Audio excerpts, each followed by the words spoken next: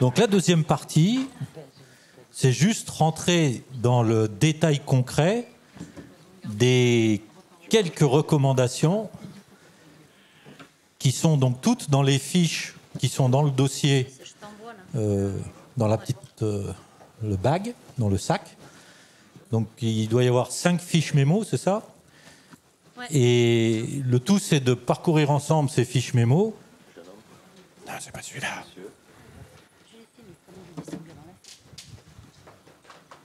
Non, oui. Excusez-nous. Non, est-ce que tout le monde a eu le petit questionnaire? Ça y est. Donc vous avez une liste des recommandations qu'on va regarder ensemble. Et dans la liste de ces recommandations, une fois qu'on les a faites, si vous pouvez l'évaluer dans le petit questionnaire, de dire bon bah ça c'est vrai chez moi, je considère que c'est impératif ou pas, oui ou non. Hein. Et puis après, il y en a qui vont dire bah ça c'est fait chez moi, ou ça oui je pourrais l'améliorer en fonction de ce qu'on s'est raconté à la pause. Comme par exemple nous, on a découvert que de vérifier que les gens avaient un permis de temps en temps, il n'y a pas qu'à l'embauche parce qu'on peut le perdre. Bon voilà, c'est ce genre de petits détails. On peut améliorer certaines choses. Donc, on le remplit au fur et à mesure, une fois qu'on a fini une séance. Et donc là, l'équipe de la CARSAT va nous présenter les fiches mémo, en commençant par la première, qui repart des principes de prévention. Avec un peu de chance, on aura des interventions brèves de nos 2 avocats qui vont dire « Ah, bah dans ce cas-là, par exemple, qui vont revenir sur, dans le cas d'un accident de salarié, quelles peuvent être les implications. Et puis, vous pouvez intervenir à tout moment, levez la main ou levez pas la main. Mais si vous ne levez pas la main, vous n'aurez pas le micro. Donc, voilà.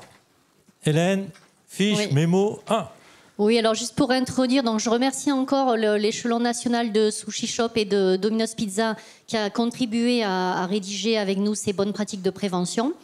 Et donc, vous l'avez compris, ces bonnes pratiques de prévention, si elles sont toutes mises en place, outre que ça doit réduire l'accidentologie dans votre profession, ça devrait aussi vous protéger du risque juridique éventuel. Donc, il y a effectivement 5 fiches que vous avez en main. Donc, la première fiche, c'est la fiche mémo 1, principes et mesures de prévention. Donc, on va aborder les mesures de prévention suivant 3 thématiques. La prévention des risques liés à l'utilisation des véhicules, on le fera en numéro 2. Et ça sera donc Laurent Jandel, dans le groupe projet, qui va commenter cette fiche. La prévention des risques liés au comportement du salarié à la fin. Et là, on va commencer avec la prévention des risques liés à l'organisation du travail. Et c'est Rémi Lafitte, qui participe au groupe projet, qui va nous en parler de l'organisation. Alors, c'est la plus difficile à faire, je pense, parce que là, il n'y a pas des tirets. Donc, on ne peut pas dire 1, 2, 3, 4. Alors, effectivement, c'est pour ça qu'on me l'a confié, d'ailleurs, comme c'est la plus difficile. Oui. C'est moi qui m'y colle. En préambule de cette fiche, vous avez vu qu'il y a des thématiques qu'on a couvertes sur le début de la réunion, notamment sur les principes généraux de prévention et les obligations qui pèsent sur l'employeur, notamment le fait d'éviter les risques et de les évaluer. Je ne vais pas tous citer tous les principes. Et après, il y a des mesures de prévention à mettre en œuvre au sein de vos établissements et de vos entreprises. Et nous, classiquement, ces mesures de prévention, on les classifie en 3 catégories. Donc des mesures techniques, on en verra tout à l'heure sur les véhicules notamment. Des mesures humaines, on verra également qu'est-ce qui peut s'imposer sur le comportement des salariés, leur formation, les informations et ainsi de suite. Et puis des mesures organisationnelles. Et là, on est dans ce paragraphe-là un peu sur l'organisation du travail. Et nous, quelles mesures de prévention on peut imaginer être mises en œuvre dans des établissements de restauration rapide sur le champ de l'organisation du travail. Alors, en premier lieu, on voit l'adaptement des engagements clients. Donc là, ce qu'on vise, c'est de se dire comment on adapte nos pratiques à notre environnement. Notamment, on a cité la météo. Est-ce qu'on conserve nos mêmes délais de livraison, quelle que soit la météo qu'il fait dehors? Donc, on sait que quelques-uns parmi vous dans la salle adaptent déjà leur leur conventionnement, je ne sais pas comment on appelle ça, en tout cas les engagements de délai de livraison qu'ils prennent avec leurs clients en fonction du temps qu'il peut faire. Et donc ça, évidemment, c'est peut-être à réfléchir de le systématiser pour éviter d'envoyer en course des gens dans les mêmes conditions alors qu'il pleut des trombes ou qu'il fait un grand beau temps. Sur le même champ, à peu près, tenir compte de vos absences de salariés. Évidemment, si vous êtes en service réduit parce que vous avez appris au dernier moment l'absence de deux livreurs, ça risque d'être difficile d'organiser votre tournée de la même manière que si vous êtes dans une équipe tout à fait stable et sur une soirée normale. Voilà, on a cité un certain nombre de choses sur l'intégration de pannes de véhicules. Là, c'est pareil. Hein, si au dernier moment vous vous rendez compte que vous avez 2 véhicules HS, ça va être plus compliqué si vous n'en avez pas du tout en stock ou si vous n'avez pas prévu un véhicule de plus, de vous organiser. Donc, réfléchir à ces choses-là en amont et les anticiper, c'est s'assurer d'un service quand même un petit peu plus serein quand ces aléas arrivent. On évoque aussi les systèmes de géolocalisation des livreurs. On se dit que ça peut être des systèmes intéressants, notamment dans votre interface avec les clients, savoir où se trouvent vos livreurs, comment vous allez pouvoir gérer un petit peu ça aussi dans vos tournées, notamment dans les informations que vous allez pouvoir échanger avec vos livreurs sur la charge mentale aussi qu'ils emportent. Hein. Donc, c'est des systèmes qui nous semblent intéressants à regarder et qui évitent l'hyper-sollicitation du livreur alors qu'il est déjà parti en livraison. Limiter les distances parcourues, bon ça en règle générale, c'est vrai que je pense que c'est une bonne pratique du secteur. Vous essayez de réfléchir en amont à l'organisation de vos tournées, en tout cas disposer de logiciels de gestion de tournée ou en tout cas avoir quelque chose qui permette de bien organiser la tournée et d'optimiser le kilométrage que va devoir faire le livreur. Évidemment, moins on parcourt de kilomètres et moins statistiquement on a de risques d'avoir un accident. Donc voilà, ça permet de limiter le risque au strict nécessaire quand on a bien préparé sa mission de ce point de vue-là. Et donc ça rejoint le point suivant qui est de permettre aux salariés aussi de bien préparer son itinéraire. Donc là aussi, on a vu dans nos rendez-vous qu'on a pu faire nous avec un certain nombre d'établissements que pour certains, vous disposiez de logiciels qui préparent des itinéraires, qui proposent des choses aux livreurs. Ça permet là encore d'anticiper la tournée, du coup d'être mieux préparé en amont, d'avoir peut-être moins recours au smartphone et aux logiciels de cartographie. Donc voilà, tout ce qu'on peut faire en dehors vraiment de l'acte de conduite, c'est de la sérénité de gagner pendant la tournée. Et donc j'en arrive justement à la problématique de l'utilisation des téléphones et des smartphones en particulier. Donc bon, nous on rappelle quand même que vous le définissiez dans votre règlement intérieur, dans votre charte d'utilisation des téléphones au volant et ainsi de suite. On pense que c'est un strict minimum. Hein. Donc voilà, savoir ce que le livreur peut faire ou ne pas faire. Alors nous, on s'est pas mal questionné en interne de notre groupe en se disant habituellement, on proscrit le téléphone au volant, voilà, pour être tranquille. Bon là, on se dit que c'est peut-être compliqué de le proscrire, ou en tout cas, on risque d'être complètement séparé de la vie réelle, parce qu'on voit bien comment ça se passe sur le terrain. Donc, à minima, ce qu'on aimerait, c'est que chaque véhicule de roues soit équipé d'un support pour les smartphones, pour éviter justement la conduite avec le téléphone à la main, le téléphone coincé sous le casque, voilà, ce genre de choses. Donc, intégrer ces moyens-là dans les véhicules, du coup, ça légitime quelque part l'utilisation du téléphone. Mais comme on n'est pas dupe et qu'on se dit que de toute façon, ils l'utiliseront, on préfère ça plutôt que rien du tout. Et donc, voilà. Et après, effectivement, bien cadrer l'utilisation quand même du téléphone avec ces livreurs, autant que possible, l'éviter malgré tout, et puis voilà, s'en servir en cas de stricte nécessité malgré tout, encore une fois, avec un support adapté. Voilà pour les grandes lignes de cette fiche sur l'organisation, un peu les mesures organisationnelles de prévention. Je ne sais pas si ça vous fait réagir, s'il y a des choses que vous découvrez, que vous mettez déjà en place, qui vous semblent naturelles. Oui.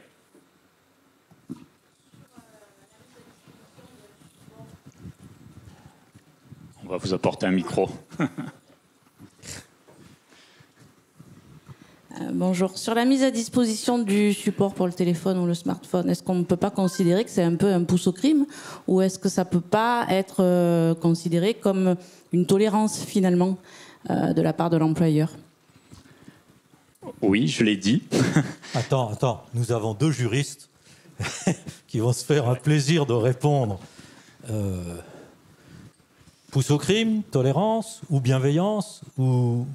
Tout va dépendre de comment on l'a organisé et on l'a mis en place dans l'entreprise. Hein. C'est-à-dire que si c'est réfléchi comme étant une mesure de prévention liée à la nécessité qu'a le livreur de toute façon d'avoir un GPS pour pouvoir savoir où il va, le socle va pouvoir s'expliquer pour le fait de pouvoir déposer son téléphone et qu'il puisse avoir accès à son GPS et pouvoir livrer les clients à l'adresse indiquée.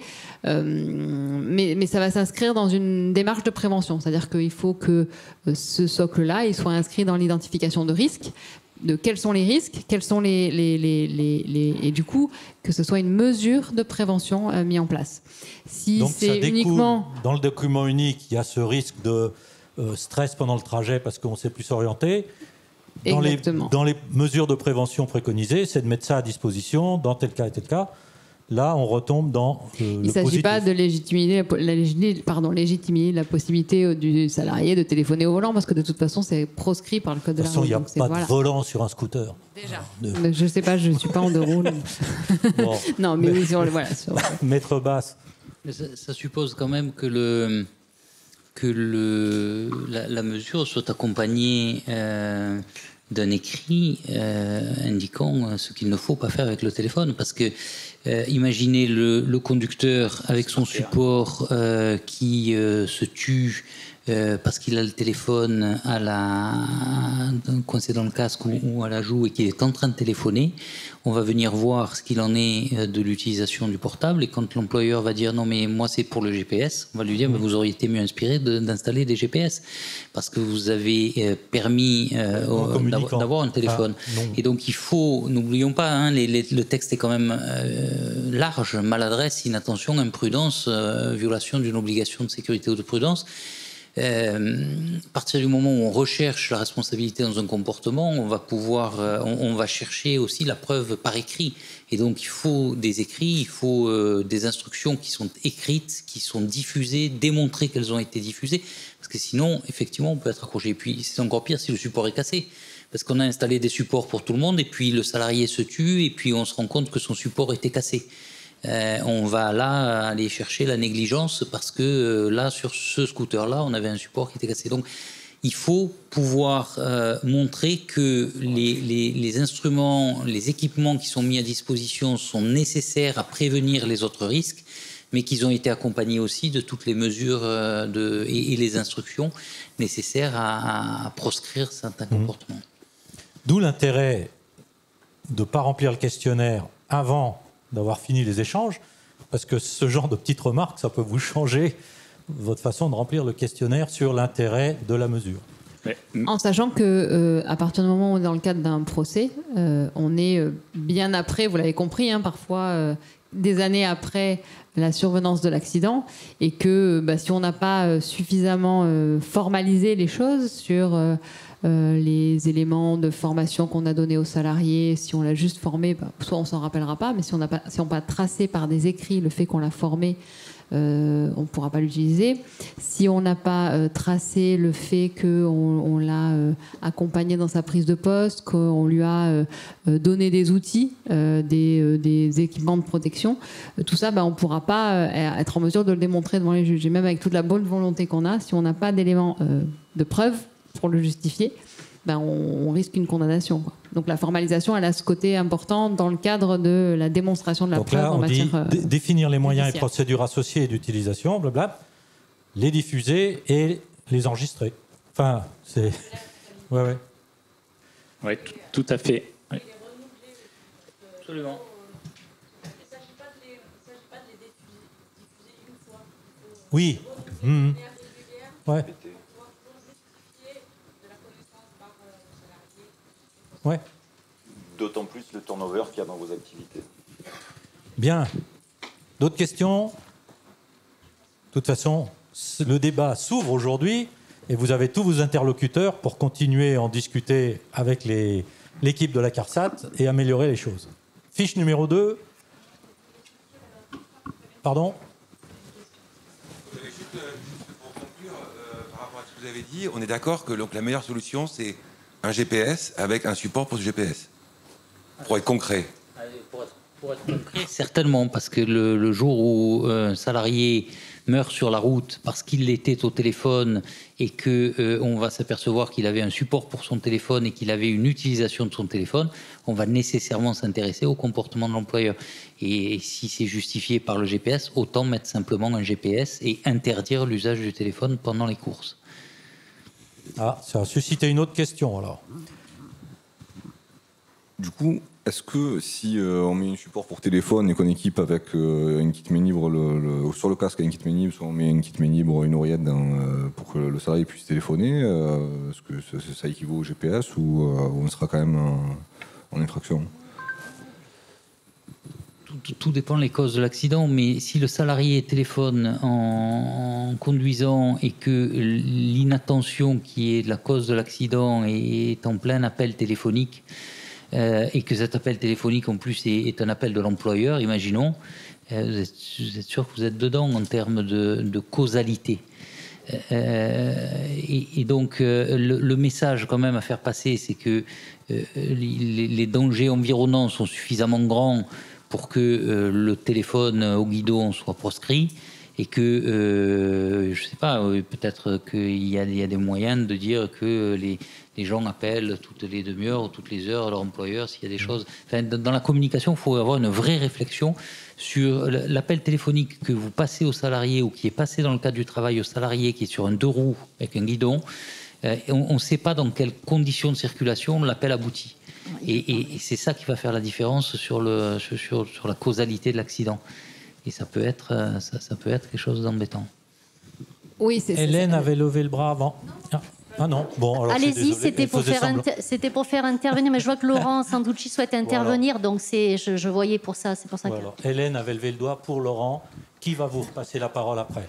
Excusez-moi de la... Non, c'était juste pour rappeler que la problématique du téléphone, c'est que quand on est en conversation avec son interlocuteur, naturellement, on a tendance à se l'imaginer. Donc forcément, ça génère de l'inattention.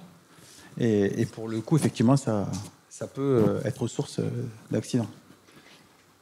Surtout si c'est le patron qui lui dit c'est la 5e fois que tu as oublié la sauce soja. Puis là, c'est ça. Alors du coup, on est retourné, on n'est plus sur la route, quoi.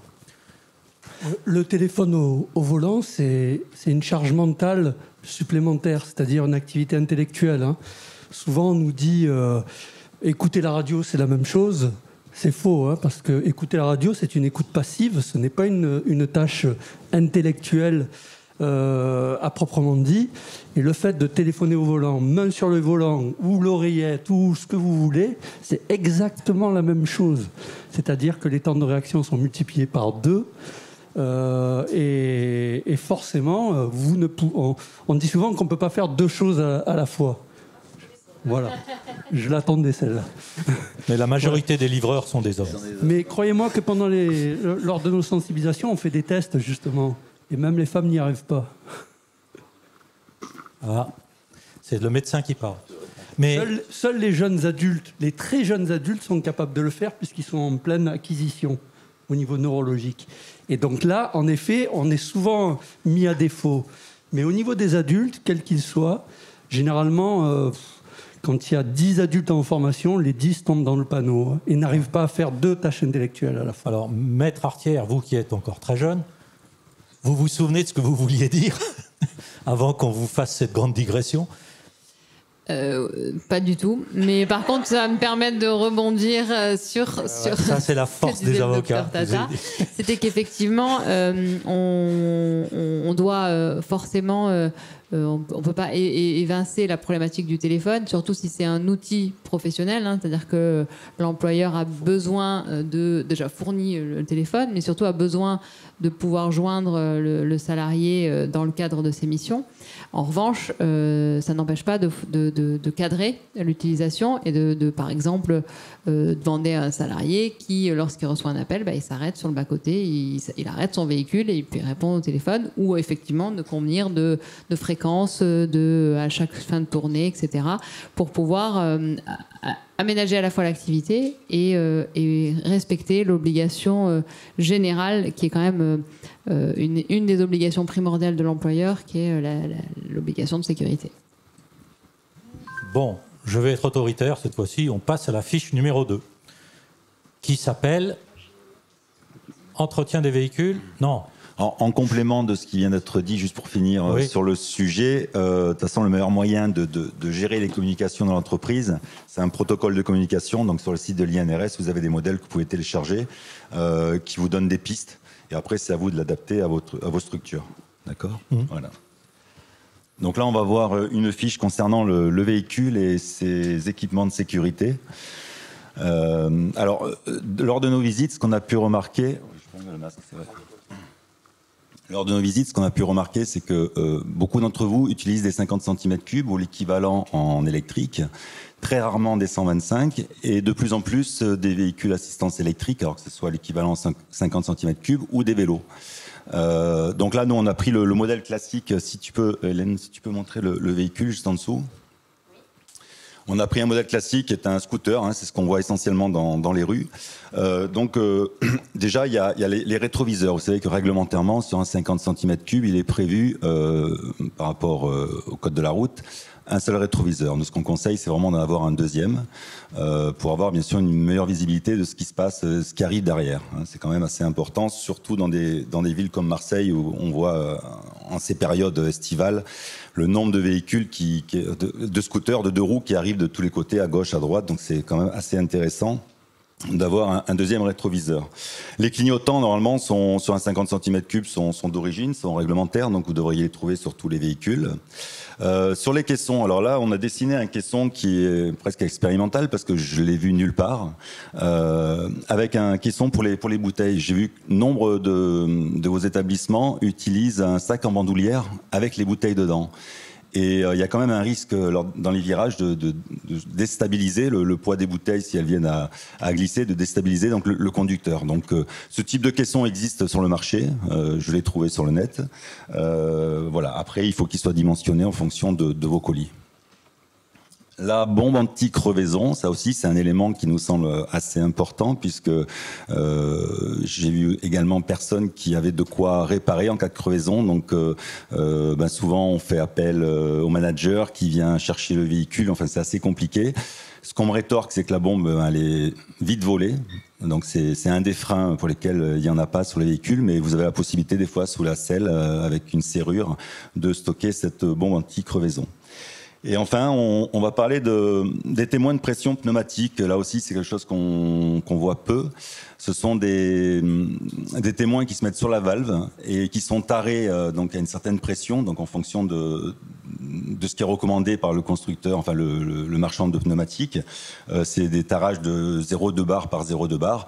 Et ça permet donc visuellement de voir le témoin, il est en vert, c'est que vous êtes dans la bonne pression. Et si jamais il est en rouge, c'est que la pression est trop basse. En général, c'est plutôt bas que trop haut. Voilà, on peut continuer. Donc au niveau de l'entretien, on a considéré qu'il y a quand même deux niveaux de contrôle à réaliser. Un, à la prise de poste. Je dirais que c'est un peu comme les chauffeurs poids lourds qui doivent faire le tour de leur véhicule avant de prendre la route le matin. Là aussi, au niveau de vos structures, il faut qu'il y ait quelqu'un. Alors, ça peut être quelqu'un dédié, ça peut être chaque conducteur. Moi, je pense qu'une personne dédiée sur le sujet, c'est plutôt intéressant parce que on a le même niveau de vigilance. Donc, quelqu'un qui est quand même un peu formé sur le sujet. Où on vérifie, donc je ne vais pas tous les citer, mais un certain nombre de points avant le départ des premières livraisons. Et ensuite, un autre type de contrôle qui est un contrôle périodique. Alors, on l'a mis mensuel, mais après la périodicité, c'est à vous de la choisir. Où voilà, on a un niveau un peu un peu plus important, un peu plus en profondeur sur l'état du véhicule. Et là aussi, on l'a entendu à travers les différents propos, l'utilité de tracer, la traçabilité. Moi, comme je dis toujours, la prévention, c'est comme la qualité, c'est de la traçabilité.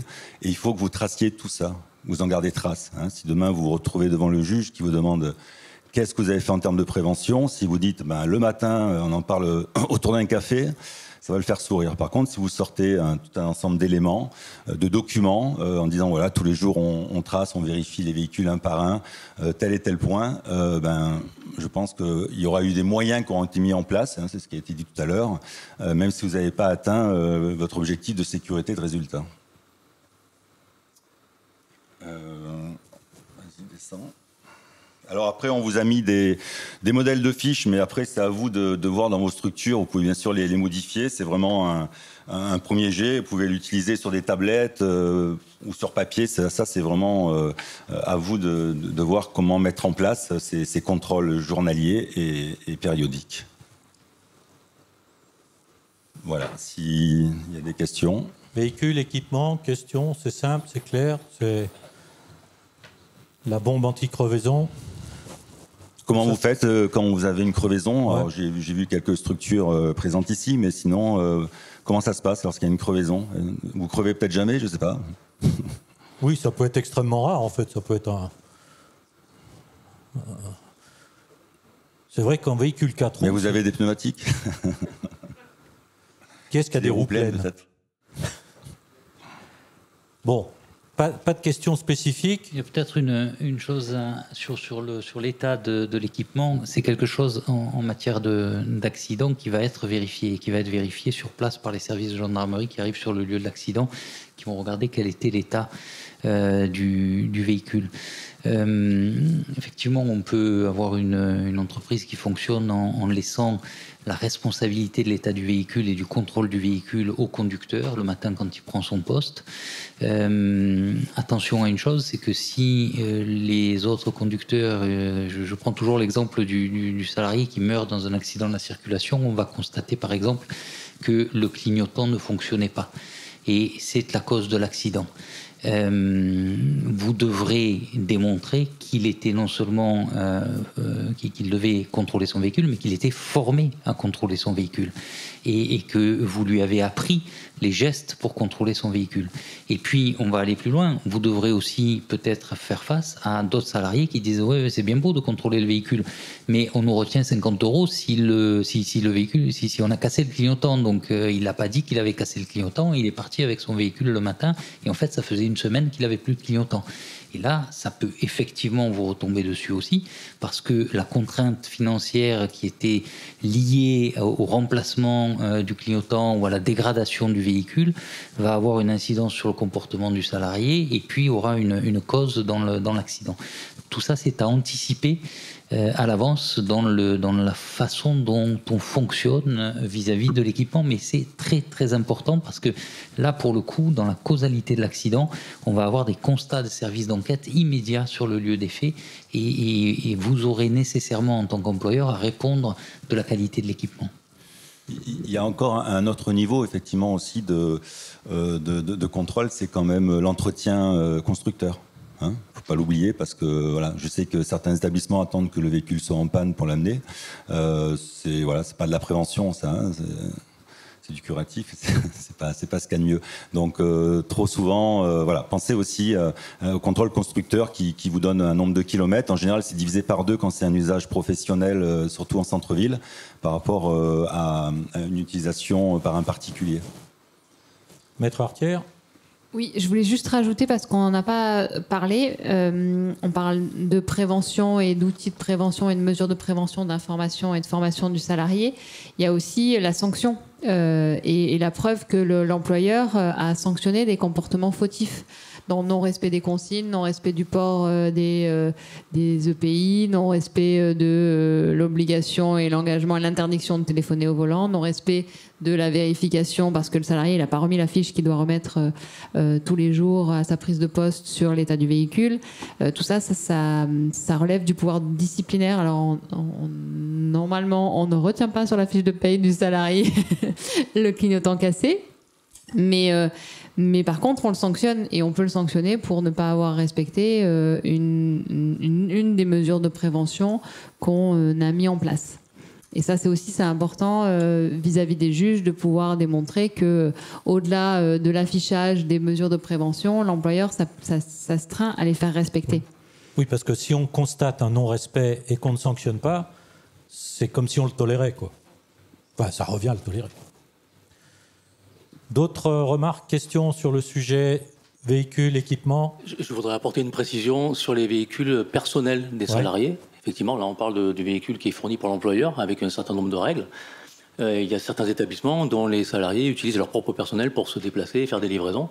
L'employeur n'est pas totalement dédouané de la vérification du véhicule qui ne lui appartient pas.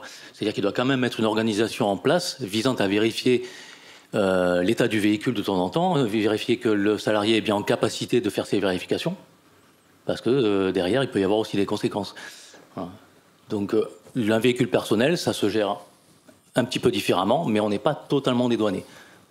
Est-ce que ça arrive que c'était toi qui prenais l'exemple de on a 2 véhicules qui ne démarrent pas aujourd'hui, est-ce qu'on peut demander à un salarié d'utiliser son véhicule perso avec lequel il est venu pour aller faire des livraisons, puisqu'il nous manque un véhicule, à condition qu'on fasse les contrôles en question? Est-ce que c'est...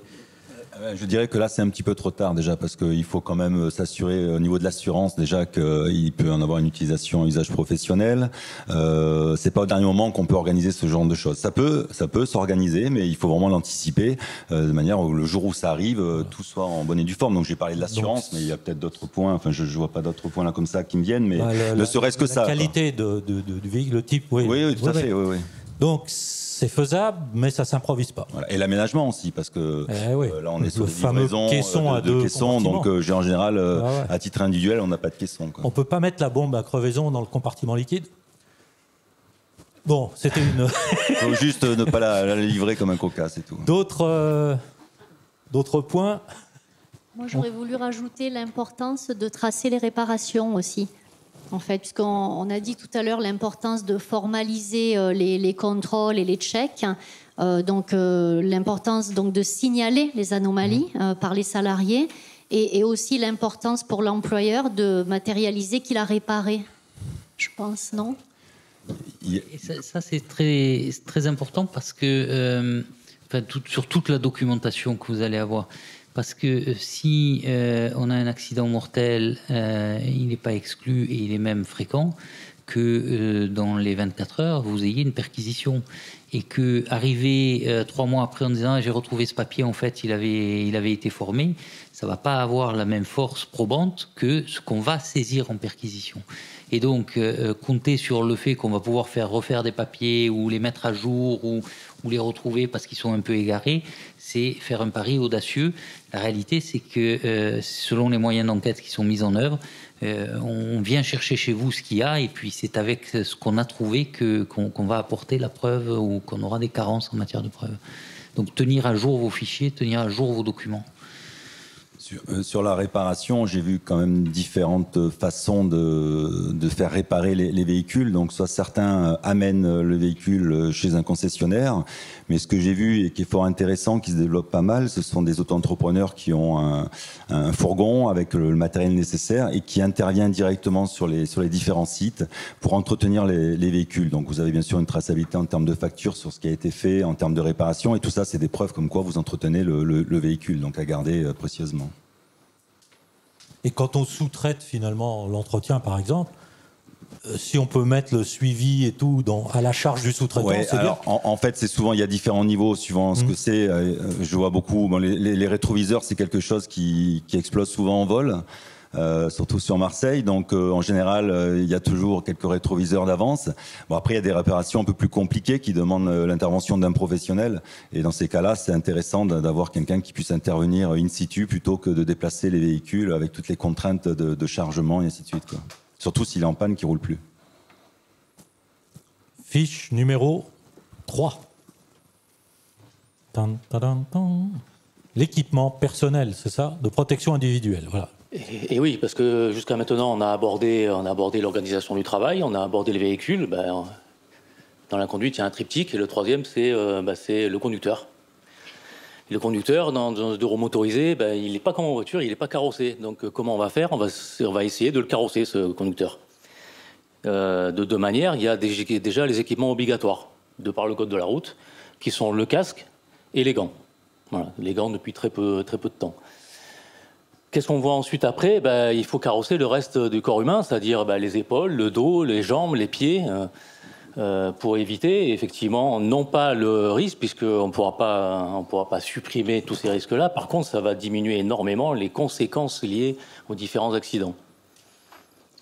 Au niveau du casque, il doit répondre. Alors, on ne va pas rentrer dans les détails des normes, hein, vous les avez, vous les lirez. Éventuellement, on pourra répondre à d'autres questions, à ces questions-là un peu plus tard. Le casque, il est là pour protéger la totalité de la tête, pas uniquement, effectivement, que la calotte supérieure et arrière. Dans un accident de deux roues, c'est souvent la face aussi qui prend.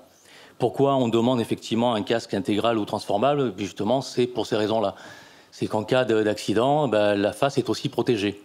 Alors, je sais effectivement que ça va à l'encontre des règles de clientèle, puisqu'il faut qu'on voit effectivement le visage du conducteur. C'est pour ça que l'idéal étant effectivement le casque intégral.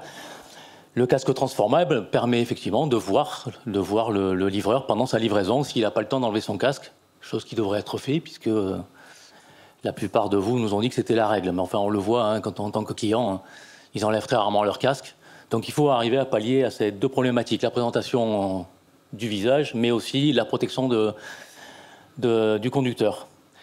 Les gants, donc autre point obligatoire dans le code de la route.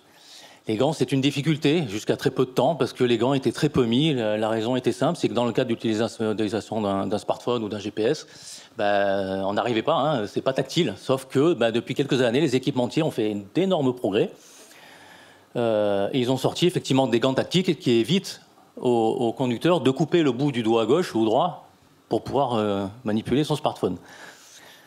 On va ensuite attaquer le reste du corps. Le reste du corps, c'est le blouson, qui doit être coqué au niveau des épaules, des coudes et du dos. Ce sont les trois parties qui sont le plus touchées en cas d'accident. Le pantalon, ça paraît évident pour certains, mais enfin, on est à Marseille, hein, on les voit beaucoup. Hein. On est soit en short ou en bermuda, soit on est en survêt avec un tissu en nylon qui, en cas de chute et en cas de glissade, va brûler, va se coller à la peau et va faire des dégâts qui seront souvent difficilement réparables. Et les chaussures montantes, pourquoi montantes? Qu'est-ce qui m'en prend le premier? Effectivement, quand on conduit, et encore plus spécifiquement un scooter qu'une moto, ce sont les chevilles. Voilà. Donc il faut protéger effectivement ces chevilles-là. À cause du tablier, surtout du scooter, on retrouve souvent les pieds coincés entre le bitume et le tablier, donc on se protège. On va aborder aussi peut-être un petit point, même si on n'a pas l'habitude de le faire, mais c'est souvent des choses qui sont ressorties quand on a fait des visites en entreprise, c'est le côté financier de la chose. Quand on commence à mettre des équipements un peu plus sécurité, avec une technicité un peu plus importante, le prix va augmenter très vite. Ce n'est pas forcément le cas. On trouve sur le marché maintenant de très bons équipements. Il n'y a pas longtemps, on a trouvé par une entreprise un casque modulable à 60 € TTC, hors taxe, pardon. Donc vous voyez que par rapport à un casque que vous payez à vos équipements, avec vos chauffeurs qui sont à peu près d'une soixantaine d'euros TTC, le surcoût il n'est pas tellement énorme. Une paire de gants, ça vaut à peu près 25 €, un blouson, ça vaut 90 €. Donc vous voyez qu'avec un coût qui est plus ou moins minime, on arrive quand même à carrosser correctement un chauffeur. Mais c'est pas tout, hein. C'est pas parce qu'on va lui fournir tout ça que on a fait ce qu'on avait à faire en tant qu'employeur. Il y a plusieurs choses à gérer. La première chose, c'est s'assurer que quand il part en mission, il a l'équipement en état et conforme à ce qui est attendu. Hein, c'est pas le tout de lui fournir, mais si le gant ils sont perdus, s'ils restent au fond du top case, ça sert à rien. Donc on s'assure avant le départ que on lui a bien expliqué les raisons pour lesquelles on lui donnait tout ça. On vérifie qu'ils sont en état et on le fait porter systématiquement. Et ensuite, il faut l'organiser son rangement, c'est-à-dire que quand on est dans l'entreprise, un casque ça se range d'une certaine manière, on le jette pas sur une étagère. On n'accroche pas un blouson comme ça en vrac sur une poignée de porte. Alors, il faut trouver une solution, effectivement, pour permettre aux salariés de ranger ces équipements de protection et pouvoir les récupérer le lendemain matin en bon état. Voilà. Est-ce que vous avez des questions sur les équipements de protection ?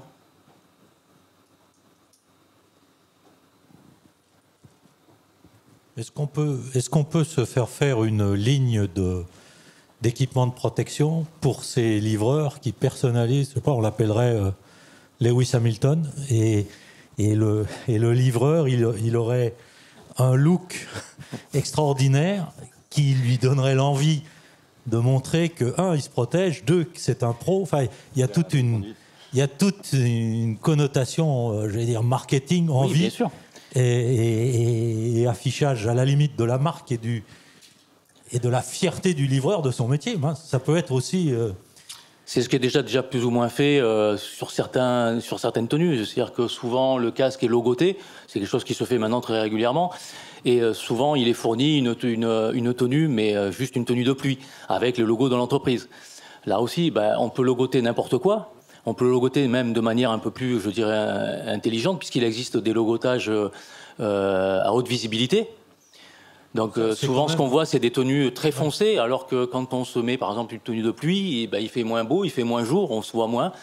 Il faut effectivement, si on ne peut pas avoir des tenues par les équipementiers avec des couleurs, on met des logos de l'entreprise avec des matériaux et des matières qui permettent de réfléchir la lumière, On va avoir, je pense, à travers vos petites réponses au questionnaire anonyme, là, de dire ça, c'est facile, oui, je vais le faire, je vais l'envisager, c'est déjà fait. Mais qui est-ce qui pense que dans les 6 à 12 mois qui viennent, vos livreurs seront équipés comme ça? Qui est-ce qui pense qu'ils ne seront pas équipés comme ça? Tous les autres. Combien on est dans la salle là? Je vous laisse le temps de réfléchir. Je repose la question dans 10 minutes. Non, parce que si on n'y arrive pas, c'est bien de le dire, mais c'est... Je ne sais pas, j'ai l'impression que ça vous laisse pensif. Oui, mais...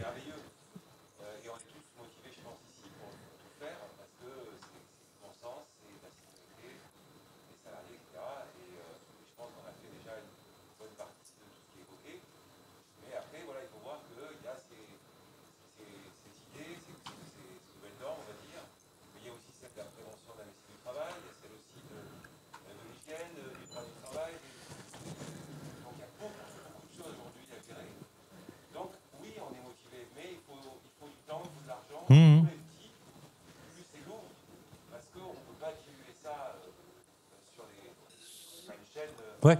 On doit gérer ça au niveau des petites entreprises et ça crée des besoins en fait, importants. C'est là où je pense qu'il y a une limite. Et je me demande d'ailleurs, ça n'est pas évoqué, une possibilité d'aide de la CARSAT pour financer les équipements. Alors oui, c'est exact. Donc c'était un peu la fin des interventions, mais c'est pas grave, je le dis là. Donc en effet, là cette année, on a plus de budget, voilà. Mais ça va revenir.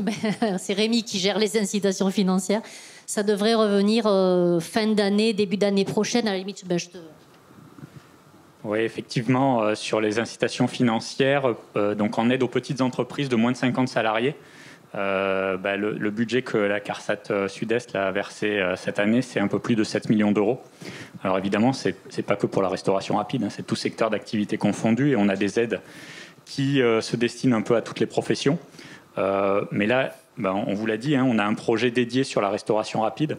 Et donc, nous, on a l'ambition et la volonté d'accompagner des structures, justement, à s'améliorer, à investir dans la prévention, à avoir, justement, des équipements de plus haute qualité, de plus haute valeur, d'avoir aussi une organisation du travail plus robuste, donc de faire de la formation aussi vers les salariés. On n'en a pas encore parlé, mais voilà, toutes ces choses-là, c'est des choses qui peuvent rentrer dans le cadre de nos financements. On finance à hauteur de 50% en règle générale. C'est effectivement... Et jusqu'à 25 000 euros. Donc ça fait quand même des enveloppes qui peuvent être importantes. Malheureusement, comme l'a dit Hélène, c'est vrai que il y a eu une forte demande cette année. Les budgets de 2021 sont déjà écoulés. Donc c'est vrai que sur notre site, Les différentes subventions apparaissent. Donc en début d'année, les budgets vont revenir. On va avoir peu ou prou la même somme l'an prochain, autour de 7-8 millions d'euros. Et puis par ailleurs, il faut solliciter aussi les préventeurs, donc nous 4 essentiellement, qui peuvent vous accompagner parce que voilà, il y a des dispositifs plus attentionnés qu'on peut mettre en place qui permettent vraiment d'avoir quelque chose à façon pour vos entreprises et vos établissements. Donc ça laisse 6 mois pour choisir les équipements, les sélectionner. Exactement. Et faire votre demande le 2 janvier. Et le 6, hop, vous êtes crédité. C'est comme ça que ça se passe. C'est presque aussi simple. Non, mais... En fait, c'est vrai ce que vous dites. Sinon... Nous, ce qu'on vous montre, c'est l'objectif final, c'est ce qu'on aimerait voir. Et en fait, l'important, c'est de tendre vers. Quoi. C'est vraiment ça. Et comment le réaliser? La meilleure façon, c'est quand même de faire un échéancier. Je dis aux entreprises, c'est vrai que là, on vous demande une montagne. Eh bien, faites un échéancier. Dire voilà, l'année 2021, je mets ça en place. En 2022, je vais mettre ça en place. Voilà, y aller progressivement. Vous n'allez pas mettre ça en place dans 3 mois. Je le sais très bien. Mais par contre, vous pouvez déjà mettre quelque chose tous les 6 mois ou tous les ans en fonction de vos budgets, en fonction de toutes les contraintes que vous avez, diverses et variées. Mais faites un échéancier parce que quand on n'écrit pas les choses, lorsqu'on ne se les projette pas sur un papier ou sur un tableur, c'est on va faire, mais on ne sait pas qui c'est on et on ne sait pas quand, quoi. Donc c'est important l'échéancier. Je voulais revenir sur le siège des lésions et je crois, Laurent, que vous vouliez intervenir là-dessus aussi. Là, c'était sur l'équipement que je voulais intervenir. Oui, d'accord. Pour juste rappeler, quand on voit la courbe que vous avez projetée tout à l'heure avec le nombre d'accidents et les heures de livraison, voilà, c'est essentiellement la nuit. Donc, je voulais dire que pour les équipements, l'idéal, c'est d'avoir des vêtements de couleur claire la nuit. Alors, je sais que c'est pas facile parce que nombre d'entre vous ont des équipements qui sont plutôt noirs. Mais sachez qu'aujourd'hui, il existe du noir rétro-réfléchissant. Donc, il faut y penser au moment de renouveler les équipements. Oui. Et donc, si vous voyez le siège des lésions, ça c'est un peu pour essayer de vous amener des arguments factuels sur la nécessité de protéger les membres inférieurs, en fait. Donc, vous voyez que la plupart des sièges des lésions, des accidents en mission, sont sur les membres inférieurs, qui sont aujourd'hui un point névralgique dans votre profession, puisque très peu protégés. Moi, je voulais juste, si c'est possible, revenir sur les claquettes, là, tout à l'heure, les tongs, et puisqu'on parle des équipements. Tout à l'heure, je disais, le fait d'être en tongs ou d'être sans gants n'est pas la cause de l'accident, et la responsabilité de l'employeur ne va pas être recherchée. Qu'on soit bien d'accord, on parlait tout à l'heure, on était dans le sujet, de l'accident causé par le salarié, et de la responsabilité éventuelle de l'employeur sur le plan des blessures involontaires à un tiers, parce que son salarié a causé un accident. Mais si votre salarié est victime d'un accident dans lequel il perd un pied, une main, ou il perd la vie, on va rechercher dans la définition de la causalité indirecte, on va rechercher ce qui a contribué au dommage. C'est la définition de l'article 121-3, je vous la lis parce qu'elle est importante. Sur la causalité indirecte, la loi dit ce sont les personnes qui n'ont pas causé directement le dommage, mais qui ont créé ou contribué à créer la situation qui a permis la réalisation du dommage, ou qui n'ont pas pris les mesures permettant de l'éviter. Ou qui n'ont pas pris les mesures permettant de l'éviter. C'est-à-dire que, bien évidemment, là on est dans la relation employeur-employé et l'employé qui a un accident, on va regarder l'équipement et on va regarder l'ampleur du dommage par rapport à l'équipement. Et celui que l'employeur a laissé rouler en tongs ou sans gants, eh bien, on va considérer qu'il n'a pas pris toutes les mesures permettant d'éviter le dommage, qui était un dommage prévisible en matière de 2 roues et d'accidents possibles. Donc voilà, je ne voulais pas être incompris sur la première partie où on parlait du salarié qui cause un accident. Là, dans votre relation au salarié, vous êtes directement, pénalement responsable des dommages si vous n'avez pas pris les mesures pour éviter ce dommage. Bien. Maître Artière, monsieur, et après on aura 10 minutes pour faire dernière fiche. Oui, il y avait la notion aussi de prévisibilité des investissements qui est toujours mieux que le coup de massue des dommages et intérêts qui peuvent, alors certes, de manière aléatoire, mais tomber dans le cadre d'un contentieux. Et c'est peut-être à mettre en balance par rapport au coût que vous évoquiez tout à l'heure de l'équipement et de la mise en place des mesures de protection. c'est parfois un moindre coût par rapport au risque d'une condamnation, qu'elle soit prud'homale ou de juge dans le cadre d'une faute inexcusable. Oui.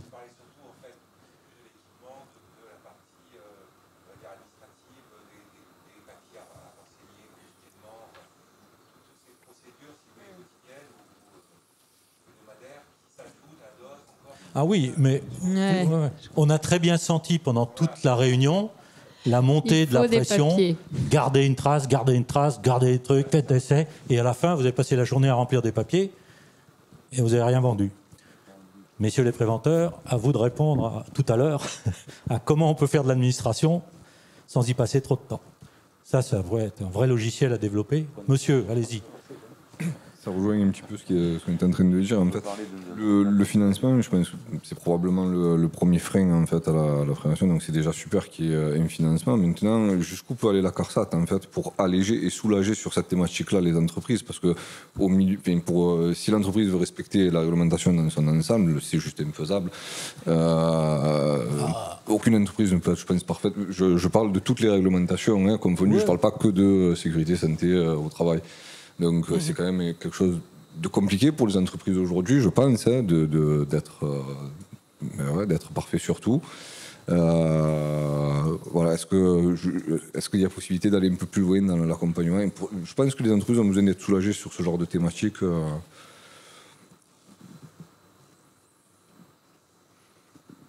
Alors, il y a l'accompagnement financier, effectivement. On a dit que dans l'offre de services de la CARSAT, l'accompagnement financier, c'est une possibilité à travers ces subventions. Il y en a d'autres, des accompagnements financiers qui peuvent exister. Et dans tous les cas, si on parle de montant ou de pourcentage, on ira rarement au-delà de 50%. On peut aller jusqu'à 70%, mais plutôt sur de la formation ou sur ce type de choses. Mais bon, gardez 50% en tête. Et puis, en montant, 25 000 €, vous pouvez garder ce montant-là en tête aussi pour avoir une vision de l'enveloppe budgétaire. Mais ce n'est pas le seul accompagnement. Et tout à l'heure, Laurent disait se fixer des échéanciers, se fixer des feuilles de route. C'est aussi une façon de planifier les choses. On ne peut pas viser 100% la perfection. On l'entend, nous aussi, tout aussi bien. Par contre, avoir un plan d'action, c'est une obligation aujourd'hui. Donc, étudier les choses, planifier les choses, se fixer un cap, c'est quelque chose qui est important à faire. Alors, peut-être pas au quotidien, mais au moins régulièrement. Et par ailleurs, la CARSAT, c'est aussi un organisme qui a des gens comme nous qui interviennent dans les entreprises, qui vont au contact des entreprises et qui peuvent apporter leur expertise.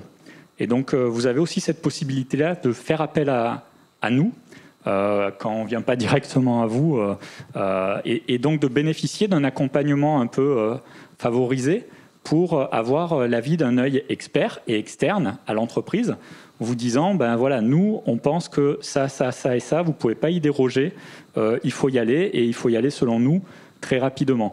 On peut vous donner des pistes pour ça et ça, peut-être le faire à moyen terme, et puis dans l'absolu, ça et ça présenterait aussi un intérêt. Peut-être que c'est un peu secondaire aujourd'hui, mais ça présenterait un intérêt à terme.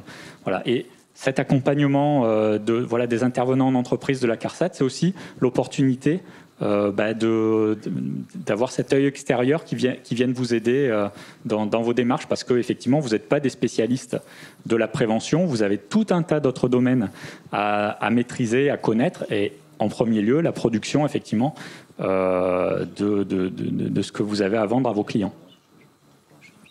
Je voudrais rajouter quelque chose. En fait, les plans d'action, ils sont aussi fonction de votre évaluation du risque. Parce qu'on n'en a pas forcément encore beaucoup parlé, mais il y a des entreprises, parmi celles qu'on a visitées, où il y a clairement un risque qu'on a partagé avec les gérants, les managers, sur les salariés. Donc, dans leur comportement, avec peu de règles de définies. Donc là, on voit que cet axe-là, définir le règlement intérieur, les consignes, faire appliquer la discipline, il va être très important, notamment dans les entreprises qui ont beaucoup de turnover. Il y a des entreprises où il y a des salariés assez fidélisés. Donc le risque, il va peut-être pas être sur ils entretiennent mal, ils contrôlent mal à la prise de poste. Donc vous voyez, je pense qu'aussi l'évaluation du risque en fonction du contexte de l'entreprise peut aussi guider dans le choix des priorités derrière. Pour pas avoir tout à faire à la fois, en fait. Vous le savez, quel est votre point le plus névralgique dans tout ce qu'on vient de dire, en fait, dans votre entreprise. Ce qui nous donne peut-être un bon lien avec la fiche suivante, qui se finit par une habilitation à la conduite ou quelque chose comme ça. Alors oui, tout à fait, on peut parler de ça. Donc en fait, on a constaté une problématique assez générale dans les établissements sur l'absence de formation des salariés. Alors pour diverses raisons, je pense que vous allez en témoigner.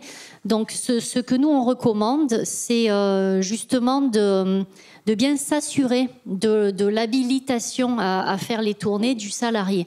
Donc dans s'assurer de ça, il y a bien sûr vérifier à l'embauche le titre de conduite, mais ça c'est fait dans 100% des cas quasiment. Pour les permis qui se perdent, s'assurer régulièrement qu'on a toujours le titre valide. Mais en général, ce sont des permis BSR AM, donc la question se pose assez peu. Bien entendu, faire la visite médicale, on en a parlé tout à l'heure avec le docteur Tata, et prendre en compte certaines recommandations qui peuvent être émises. Ça, en général, ça va. Et alors, le gros point de vulnérabilité aujourd'hui, c'est la formation sécurité des livreurs, en fait. Parce que bien souvent, on les embauche avec un permis BSR, un permis AM, et en fait, ils ne sont pas formés à la prise de poste. Ils partent en tournée sans formation et sans véritablement maîtriser la tâche de faire une tournée en sécurité, en fait. Voilà. Donc la formation à la sécurité au poste, c'est une obligation du Code du travail. Et donc, on en a parlé déjà plusieurs fois avec vous, les avocats. Donc, c'est quelque chose d'important pour l'employeur. Donc, en fait, il y a un vrai enjeu avec un turnover assez significatif dans la profession, parfois, à mettre en place des modules de formation à la conduite en sécurité. Donc là, on a 2 organismes de formation dans la salle avec lesquels on essaye de travailler pour proposer quelque chose là-dessus. Donc voilà, à vous de nous dire aujourd'hui, parce que ça c'est aussi un acte d'accompagnement qu'on est en train de travailler, de créer des modules pour les entreprises qui n'en ont pas, ou voilà, c'est pas simple de s'investir là-dedans. Un petit peu plus pour les groupes, puisque je crois que chez Sushi Shop et Domino's, vous avez réfléchi à ça, vous nous l'aviez dit. En même temps, ça reste difficile, vous nous l'avez dit aussi. Donc c'est un vrai axe de progrès pour l'ensemble de la profession. Et là, je pense Patrick va animer la séquence, mais on serait vraiment intéressé de voir comment on pourrait bâtir des modules adaptés. Et est-ce que vous seriez, vous pensez possible d'envoyer dans ces modules les salariés pour qu'ils puissent conduire avec plus de sécurité? Donc en fait, il y a 2 questions. Il y a construire un module adapté. Oui. Donc ça, c'est en cours. Alors, on a 2 entreprises qui peuvent mettre sur pied ce module adapté pour les livreurs. On parle bien. Et par contre, pour le finaliser, il faut votre apport. Il faut que le module, il ait dedans ce que vous pensez est important à mettre. Et puis, avec l'apport de l'expert qui va en rajouter, on aura le module idéal. Donc, construire le module adapté, comment ça va se faire? Est-ce que c'est les 2 organismes qui auront accès aux participants pour essayer d'ajuster au mieux l'offre de formation en fonction des temps que vous pouvez y consacrer, des sujets que vous pensez devoir être traités, de la part pratique et théorique à mettre en place. Enfin bon, comment vous voyez le développement du module, vous, messieurs les formateurs? Peut-être que la première question, c'est quel temps vous pouvez libérer vos livreurs dans une formation? Est-ce que c'est... je vais faire exprès de vous provoquer, 5 jours, 1 jour, une demi-journée, 2 heures, c'est quoi? Voilà. Le matin, l'après-midi, qu'est-ce que pour vous, dans vos structures, suivant vos organisations, c'est plutôt le matin, l'après-midi, vous allez me dire c'est le minimum. Mais après, je pense que En dessous de 2 heures, ça devient compliqué. Et la volonté de le faire aussi, c'est à questionner. Parce que, comme vous disiez, monsieur, on a beaucoup de choses. L'importance que vous y accordez et la volonté de le faire et se mettre en action là-dessus, en fait. Hein. Pas, bien sûr, immédiatement, mais est-ce qu'il y a des volontaires pour travailler dessus? Est-ce que vous pensez que ça a une vraie plus-value? Nous, on pense que oui, et clairement, la branche pro aussi, puisqu'on en avait parlé, on avait dit oui, c'est une lacune, en fait. Donc c'est ça, tu vois, qu'on aimerait aujourd'hui savoir. Je pense qu'aujourd'hui, on est motivé pour ce genre de formation, parce que c'est extrêmement important de sensibiliser les livreurs au risque. Après, on a 2 types de livreurs. On a des livreurs stables et des livreurs de passage qui restent peu ou qui sont là pour un job d'été, par exemple. Donc, voilà, on peut avoir des personnes qui sont dans l'entreprise pour un passage très court. Donc, moi, je dirais que, comme ça, hein, sans avoir trop réfléchi à la question, l'idéal serait, par exemple, une vidéo, je sais pas, regarder pendant 1 heure, ou plus si c'est nécessaire, hein, je sais pas la durée que ça prendrait, parce que là, aujourd'hui, vous voyez, on passe quand même 3 heures. Voilà, de telle manière à ce que la personne, avant de commencer à travailler pour l'entreprise, soit sensibilisée par une vidéo au risque. Ou avec un questionnaire, par exemple, à la fin, pour s'assurer qu'elle a bien écouté et compris les dangers de ce métier, quoi. Alors, on a une expérience chez c'est Domino's ou c'est Sushi Shop qui fait du e-learning. C'est Domino's. Et donc, la dernière fois qu'on en discutait avec Madame Capdevielle, elle me disait que vous proposiez du e-learning et Domino's propose du e-learning, mais en fait, ils ne les faisaient pas, les livreurs, et c'était compliqué.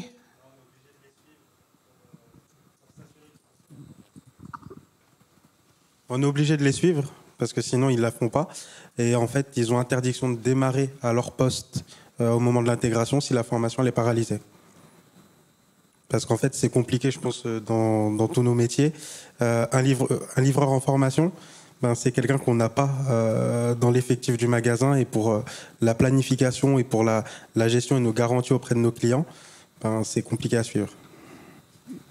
Est-ce que vous faites des réunions d'équipe ou des briefings de livreurs, ce genre de choses?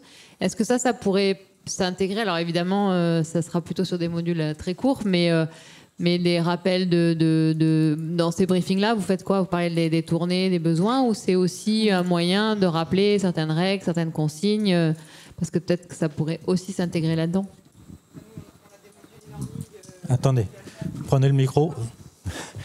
On a également à Sushi Shop des modules e-learning en prise de poste. Donc au moment de l'intégration du collaborateur, quand on lui remet c'est environ moins d'1 heure, en toute transparence. Mais voilà, c'est de l'e-learning. C'est fait au moment de l'intégration du collaborateur, au moment de la signature du contrat, de la remise des EPI. Et il y a cet e-learning qui est fait. Après, oui, il y a des briefs d'équipe sur différents sujets. Et effectivement, les directeurs, ponctuellement, en fonction de l'actualité du shop, effectivement, si un directeur, ils sont là, ils pourront en témoigner. Effectivement, un directeur, s'il voit qu'il y a des problématiques sur du non-respect des consignes ou autres, avant d'engendrer du disciplinaire, qu'on travaille également s'il y a besoin, mais avant d'aller sur du disciplinaire, effectivement, il y a la sensibilisation en interne qui est faite sur des briefs ou en individuel à ce moment-là. Mais sur une prise de poste à 18h, généralement, on le fait quand ils intègrent sur le service du midi, donc en prise de poste d'abord sur le matin, puisque généralement, ils embauchent le matin, voilà, en règle générale.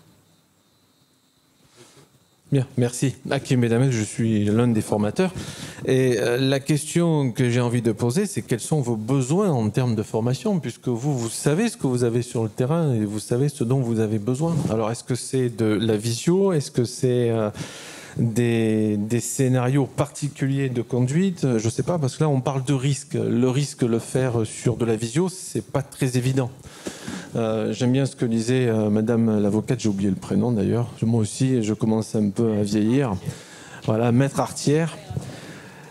Voilà, quand on parle de la perception du risque, il faut que ces personnes puissent échanger pour qu'on puisse travailler sur leur représentation afin de les modifier. Il y a aussi ça. Donc, moi, ce qui m'intéresserait de savoir, c'est quels sont vos besoins en termes de formation, ou du moins, comment vous le voyez Comment vous voyez une formation adaptée à vos besoins de ces livreurs, qu'ils soient stables ou de passage? Qu'est-ce que vous pouvez en dire dessus? En fait, je trouve que ce qu'on a vu au début, là, par exemple, les courbes avec les accidents, et derrière les mesures qu'il y a pour se protéger par les équipements, voilà, ce lien par une vidéo avec des images, il faut un truc simple, sinon ça marchera pas. Parce que voilà, c'est des petits, souvent des petits jobs, quoi. Hein, donc il faut capter l'attention du livreur dans un temps court, mais avec des choses fortes comme une pub pour la sécurité routière. Hein, donc voilà, des images des sinistres, enfin ou des cas d'accident, et en face des mesures à respecter pour éviter de se retrouver dans ces situations et qui peut être très compliqué, quoi. Donc voilà, enfin moi, comment je verrai la formation. Maintenant, c'est que mon avis. Il y a Alors, plein de monde ici. je vais redonner la parole à l'expert, mais avant, moi, j'avais pris un engagement, c'était de finir à 18h. On a dépassé, et donc je vais poser mon micro, sauf si vous me dites, on s'autorise encore 10 minutes, mais ça sera le grand maximum. Si personne ne dit rien, je m'en vais. Moi, je voulais dire une chose. Je peux juste une chose sur la formation. Attends, oui, allez-y. Non, mais allez-y, il viendra derrière. D'accord. Dans le contentieux pénal, il y a énormément de sujets sur la formation. Parce qu'un des réflexes de l'employeur qui va essayer de se décharger de sa responsabilité pénale, c'est de dire, mais vous vous rendez compte de ce qu'il a fait en parlant du salarié, et de dire mais le comportement du salarié est en totale inadéquation avec tous les messages qu'on a pu lui faire passer. Et il faut savoir qu'en responsabilité pénale, la faute exclusive de la victime, mais si elle est une cause exclusive du dommage, elle est exonératoire. Et les tribunaux vont aller chercher une cause exclusive du dommage. Si la faute de la victime est une cause exclusive du dommage, elle est exonératoire de la responsabilité pénale de l'employeur. Et moi, je suis cuit. Je suis désolé, je n'ai pas pigé. C'est-à-dire, si le salarié qui conduit est responsable, 100% que c'est tout à fait de sa faute, l'employeur n'est pas responsable. Et dans ce débat-là, on va aller demander à l'employeur, mais comment vous l'avez formé et qu'est-ce que vous avez fait comme formation? Et pas que la formation initiale et la formation continue, la répétition du message. Parce qu'il ne suffit pas de venir dire, mais vous regardez, la conduite, c'était en termes de conduite, c'était n'importe quoi. On va aussi voir et exiger que vous ayez apporté une formation initiale et une formation continue. Et donc le débat sur la formation, c'est un débat qui occupe énormément le terrain pénal. Voilà, c'est tout ce que je voulais. Voilà, moi je voulais juste rajouter quelque chose, après je laisserai la parole au médecin. C'est des solutions, ça nous intéresse, mais quel est le problème? Quand on voit les courbes de l'accidentalité qui étaient très intéressantes, qui ont été faites tout à l'heure, on se rend compte que c'est en fin d'après-midi qu'il y a des accidents, on se rend compte que c'est au niveau des jambes qu'il y a de la traumato. La question est, est-ce que c'est ce que vous avez dans vos entreprises? C'est quel est le problème en fait? Pourquoi on est là ici aujourd'hui? C'est pour protéger, sauver ces livreurs. Et la question, enfin, ce serait pas en termes de solution. Moi, j'ai envie de connaître votre problème. Je ne demande pas une réponse immédiate, bien entendu, mais ce serait peut-être l'occasion d'y réfléchir, de réfléchir à tête reposée sur quelle est l'accidentalité, où, quand, comment, et surtout qui, quel âge peut-être aussi, quel type de véhicule, je ne sais pas.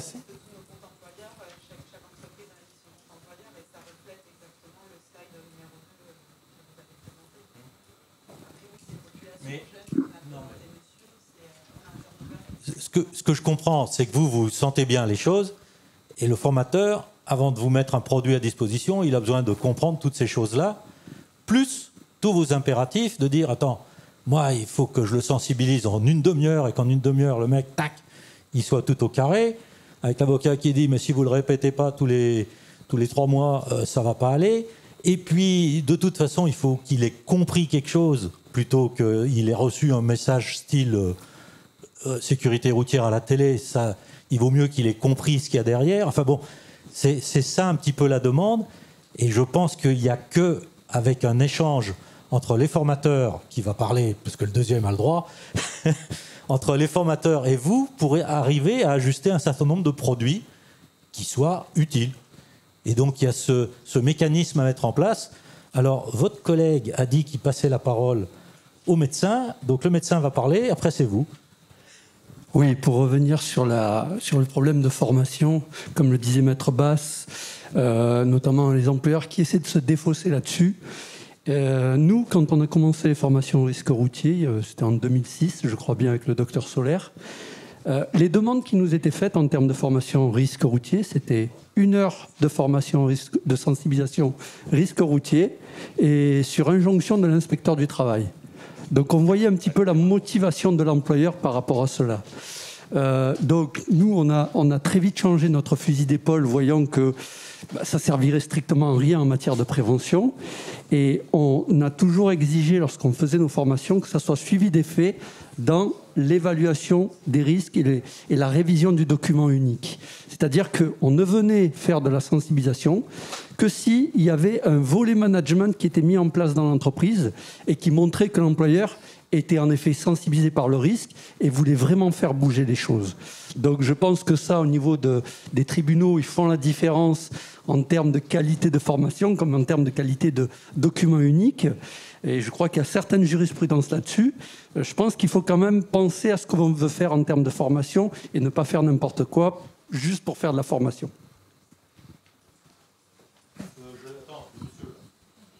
Ouais, je voudrais rebondir sur ce qu'a dit tout à l'heure Maître Baz et qui était important quand il a parlé de formation continue. Pourquoi ? Parce que ce qu'on a pu voir, c'est important que, et Hakim l'a dit aussi tout à l'heure, pour nous, en tant que formateurs, c'est très intéressant de savoir quels sont vos besoins. Parce que je vais faire un parallèle qui n'est pas vraiment ça, mais si on prend la profession de taxi-moto, à force effectivement d'avoir une accidentalité trop élevée, aujourd'hui, pour pouvoir exercer, ils se trouvent à devoir faire une formation de 105 heures pour pouvoir exercer leur profession. Et c'est tombé par le haut, on va dire par l'État qui a pondu une formation. Donc aujourd'hui, vous avez la chance encore que ça ne soit pas réglementé. Donc c'est pour ça que, comme disait Hakim, c'est important que nous, on sache quels sont vos besoins pour que vous puissiez vous prendre en main et qu'on puisse vous apporter des solutions de formation que vous avez choisies et que vous subissiez pas finalement des contenus qui ne seraient pas adaptés à ceux dont vous avez besoin. Et voilà, et la formation continue, c'est important de temps en temps de faire des piqûres de rappel parce que au fil du temps, sinon on voit que l'effet de la formation, il s'estompe. À vous. Alors, je voulais juste réagir par rapport à la formation. Le fait qu'il y ait une formation qui soit créée et mise en place, je pense que c'est bien évidemment une très très bonne chose. Pour autant, la formation, encore une fois, il y a peut-être une partie qui pourrait être financée, mais ça a un coût encore la formation. Et c'est quelque chose qui va venir se rajouter à tout le reste pour les entreprises. Je pense que l'idée d'un outil, en fait, est-ce que la CARSAT serait en mesure, par exemple, de proposer un outil tel type vidéo ou papier ou quelque chose de simple, de ludique. La vidéo avec des images chocs, c'est très contemporain finalement, parce qu'il n'y a que ça qui fonctionne. Ça va être beaucoup de jeunes qui vont livrer. Est-ce que c'est quelque chose qui pourrait être imaginé en parallèle de la formation? Parce que la formation, je pense, créer une formation adaptée, quelque chose de plus lourd, quelque chose de plus long, pour peut-être des livreurs plus pérennes, pourquoi pas, mais pour tous les jeunes qui passent avec un turnover énorme, il faut quelque chose en corrélation avec la réalité de la livraison. Après, je pense que monsieur pourra en dire plus que moi, c'est pas du tout mon secteur d'activité, mais... Il y avait une statistique qu'on n'a pas montrée, mais qui existe. C'est l'ancienneté dans le poste au moment de l'accident. Dans la restauration rapide, je me souviens plus, mais...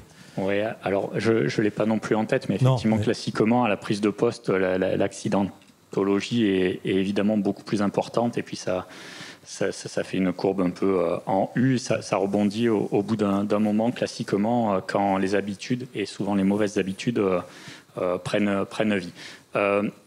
Pour répondre à la question, on va pas s'échapper. Alors, la CARSAT, déjà, nous, on a bien identifié l'importance de la thématique formation. Donc, on est en train de développer, on a dit, un certain nombre de choses.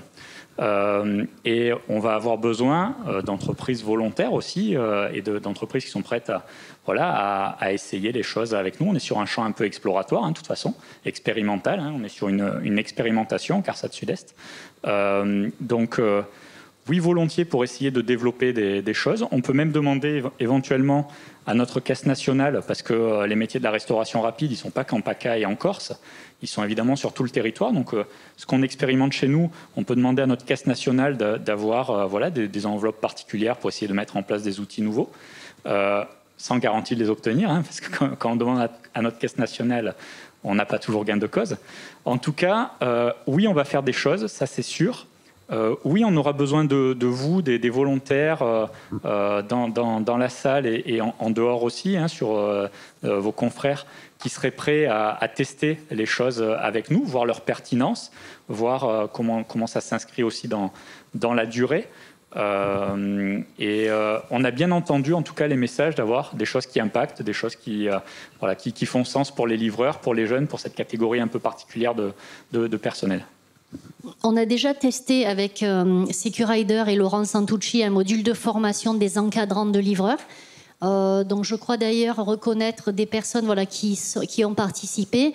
Donc on a eu des premiers retours, donc il faut qu'on ajuste un peu la durée, certains messages.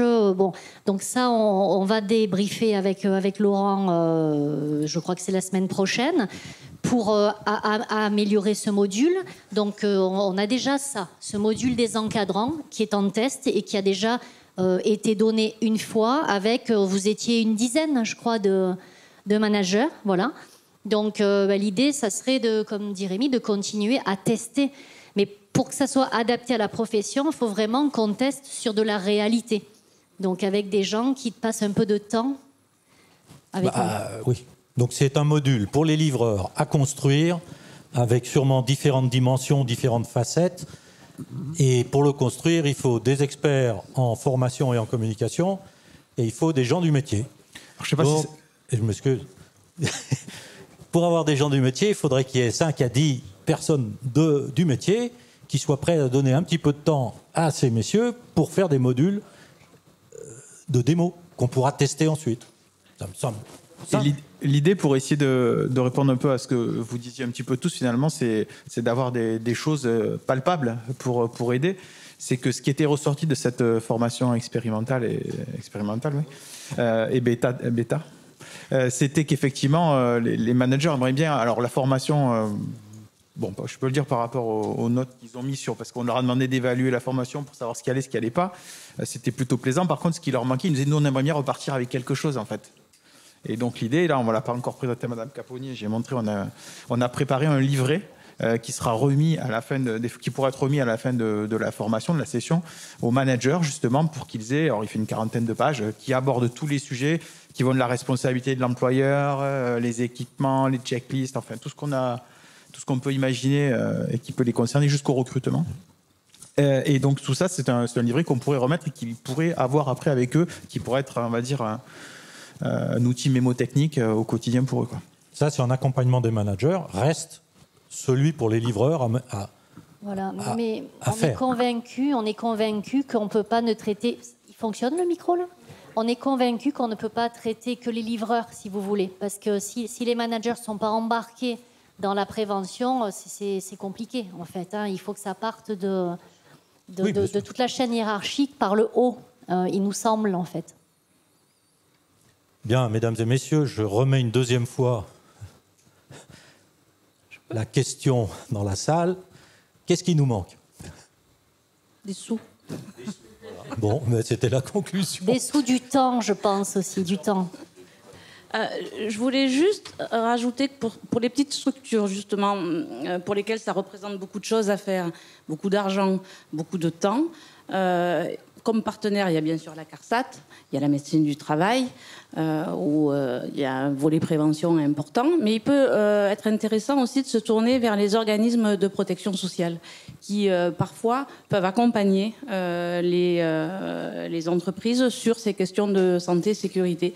Et nous, on a travaillé avec des organismes de protection sociale, notamment sur les actions garage qu'on a pu mettre en place avec la CARSAT. ces organismes de protection sociale ont su développer un outil d'aide à l'évaluation des risques, par exemple. Donc, ça peut être un partenaire intéressant. Qui vous mettez derrière les organismes de protection sociale ? Les assureurs, Ah oui, voilà, les assureurs, oui, ben, effectivement. De protection sociale, tout ce qui touche à l'incapacité, l'invalidité, les mutuelles, voilà, ce type d'organisme. Alors les assureurs, on est avec, effectivement. Les mutuelles, peut-être, on n'a pas exploré cette piste, vous avez raison. Oui. Juste sur l'évaluation des risques, sur le site de l'INRS, petit à petit, notre réseau met en place justement des outils d'évaluation des risques adaptés à chaque métier. Je crois que celui de la restauration rapide est déjà en ligne. Donc voilà, ça existe, c'est en place, c'est téléchargeable, c'est facile a priori, et c'est adapté au métier. Sur ce cas particulier-là. Et maintenant, le miracle s'est produit, the one click wonder. Donc c'est maintenant que le miracle, c'est qu'on a fini, je pense. Oui, on a fini. Oui. Je ne vais même pas vous demander le mot de la fin. Je vais simplement remercier nos intervenants extérieurs parce que j'ai trouvé... moi, j'ai même beaucoup appris alors que j'en fais des paquets de réunions comme ça. L'équipe CARSAT, bien sûr, mais eux, ils restent en contact. Moi, j'ai noté qu'il y avait un contact à établir entre les formateurs et directement la profession. Et puis, vous remercier tous pour votre patience, vos contributions. Et qu'est-ce que j'ai oublié ? Prochain rendez-vous ? Prochain rendez-vous, de toute façon, nos préventeurs, nous quatre, on reviendra vers les entreprises qu'on suit, en fait, pour ce qui est de la restauration rapide. Fred Gérald, pour ce qui est de ces entreprises, on a un 5e préventeur, Fred Gérald, qui s'occupe des entreprises hors de la restauration rapide qui sont dans cette salle. Et puis, on construira avec vous, avec les volontaires, ces modules. Et voilà, on vous accompagnera financièrement dès qu'on a des sous.